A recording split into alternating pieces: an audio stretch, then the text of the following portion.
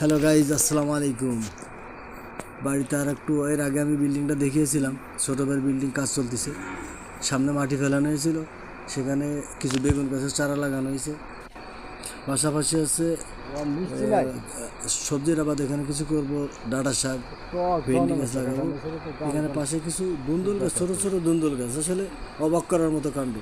এই ছোটো দুন্দুল গাছগুলোতে মানে কেবল পাতা, কয়েকটা পাতা হয়েছে, তার মধ্যে আবার দুন্দুল ধরা শুরু করছে। এই দেখেন ছোট্ট ছোট্ট ছোট্ট ছোট্ট করে দুন্দুলের জালি চলে আসছে এই ছোটো গাছে। এই দেখছেন এই ছোটো গাছের জালি, আসলে অবাক করার মতো। আল্লাহর নিয়ামত, অশেষ রহমত আল্লাহ, যে এই ছোটো ছোটো গাছে আসছে, জালি চলে আসছে। এটা হয়তো 10-15 দিনের মধ্যে বড় দুন্দুল হয়ে যাবে। পাশে আরও কিছু দুন্দুল গাছ লাগানো হয়েছে। এই পাশে দেখেন, এই পাশে এই যে এই আর একটা গাছ, এই আর একটা গাছ, সবগুলো গাছে ছোটো ছোটো করে জালি চলে আসছে। ঠিক আছে, এই গাছে মোটামুটি বেশ ভালোই কিছু জালি আসছে। হয়তো একটা বছর এই ফার্মটা এখানে ছোটো করে সবজির আবাদটুকু থাকবে। মাশাআল্লাহ, সবজি যখন বড় হবে আপনাদের দেখানো হবে।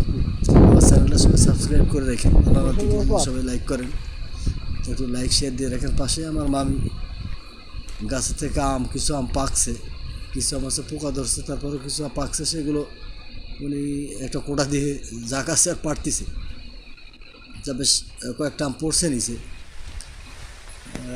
এই একটা আম পড়ছে, আমি একটু ধরে দেখি। হ্যাঁ, এই যে একটা আম পড়ছে, সুন্দর। মামি বলছে ঠিক আছে, তুমি ওটা নিয়ে খেয়ে দেখো।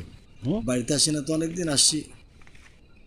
মামি পাশাপাশি সবাই বাড়ি পাশ দিয়ে বেড়া দিয়ে রাখছি। সকালবেলা অনেক পরিশ্রম করছি বেড়াগুলো ঠিক করার জন্য, যাতে ছাগল টাগল এসে না খায়। পাশে পাশে দুটো আম গাছও লাগানো হয়েছিল ছোটো ভাইয়ের জন্য। আম গাছগুলো বেশ বড় হয়ে গেছে। আর ছোটো ভাই বিল্ডিং তো দেখাইছি এর আগে।